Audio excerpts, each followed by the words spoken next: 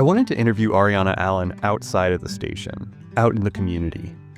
Although she anchors weekend newscasts, it felt more natural to meet up with her while she was out on a story. As we work on Season 3 of the Crossroads Suncast, we're featuring some of the faces on the other side of the camera. Our miniseries, We Live Here, is all about the connections between journalists and the community. Here's how Arriyonna describes herself growing up. So I'm from Sacramento, California, and me and my mom joke about this all the time. When she would be cooking, I would be sitting at the bar stools, like narrating what she's doing. She's got the pepper now, and she's doing this and doing that. So I didn't know what it was, but I knew I wanted to do some sort of public speaking. That was my realm. Showcasing, narrating, breaking down a story. I loved storytelling, whether it was coming home and telling my mom how a terrible math class went or whatever the case may be.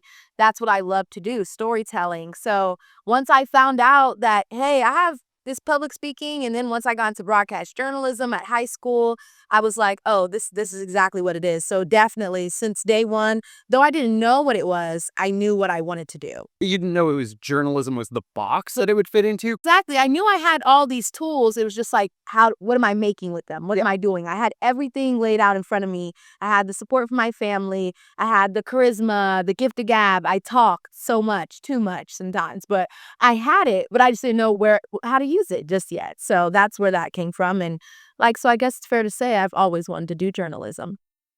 So talk to me about this region. Had you been to this part of the country before moving here for work? And did you go through any kind of, I guess, a culture shock? Oh, absolutely. No, I've never been to Kentucky, first and foremost. And I went to HBCU in Virginia. So moving from HBCU life, Virginia, the DMV area, that's DC, Maryland, and Virginia, coming from all of that and HBCU, all that, then moving to Paducah, Kentucky, somewhere I had never been before to start my career, something that I've never physically put into real work before. It definitely was a huge culture shock. And I feel like the first couple months, that's all everyone asked me, like, wow, you're from California? That must be a culture shock. But I definitely have found my way. I've found my people that are in Paducah, like in general. Like, I love it here. I love the community. I didn't expect to, not because I thought bad things, but I didn't know what to expect. So I'm happy this is the outcome.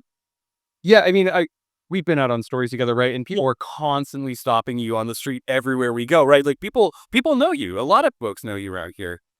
Talk to me about like the process of making this place home. Well, for me, it was about finding my sense of community and finding work-life balance. That was the hardest thing when I first moved here, not knowing many people, not having many connections or not many roots. So it was like everything was work. And as a producer and doing stuff like this, our job can get very, very heavy. You're talking about heavy stuff sometimes.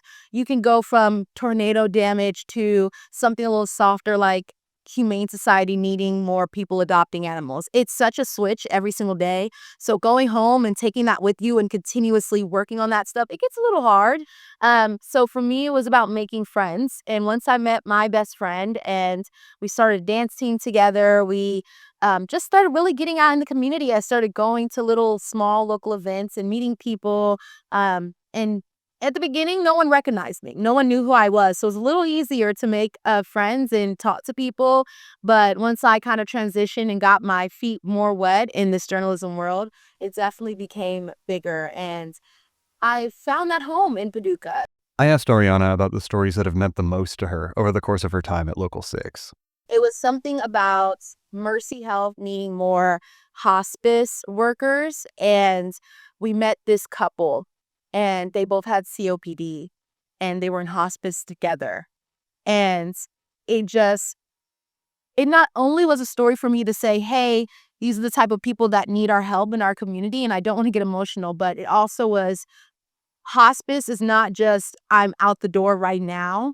And it just the simple things. They loved the simple things. The couple, they were great together. They laughed together. They were going through COPD together. And it opened my eyes to different type of connections that you can make with individuals and people and what hospice was. And that was the first story I felt like I'm strong enough to say. Not only was I trying to teach the community about hospice care, but I learned so much more about it. And that will forever be a story that I think that was like one of the stories I first posted. Like I didn't really post about any of my stories, but that was my first one that I was confident in.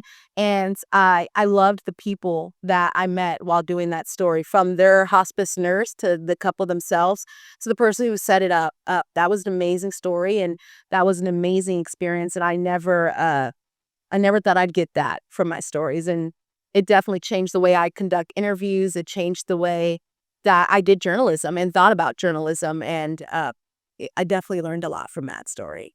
Tell me about, what do you wish people knew about you or knew about the work that you do? Yeah.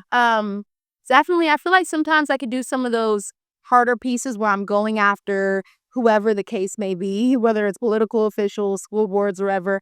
I can be these are the facts, but I'm a super goofy person. Like, I laugh. I have so much fun. I dance. I do so many different things. TV is my dream and journalism is my dream, and I love what I do. But it's kind of fun. I always call myself the Hannah Montana of journalism, because I feel like two different people when I'm here at WPSD, and then when I'm behind the scenes and I'm just working with my dance team, Explosive Force dance team. I feel like a completely different person. And a lot of people, when they see that side of me, they notice that. They're like, I never would have expected that you knew what that was, or you laughed at that, or you make those types of jokes. I am a different type of person. And I could switch. I adapt to any setting that I'm in. So I would love for people to know that about me. Despite seeing me, say hi to me. I'm not stuck up. Like I said earlier, I talk too much. We'll have a full conversation. That's what I love to do. Communicate with people. Well, thanks so much for talking to me. Well, thanks for having me. And this was super fun. And again, thank you for doing this, honestly. The Crossroads Suncast returns for a third season later this month. We have a lot of exciting stories in the works, but we also want to hear from you, the community. Is there a story you'd like to see us cover, or a topic you'd like us to follow up on? Reach out at newstip@wpsdlocal6.com.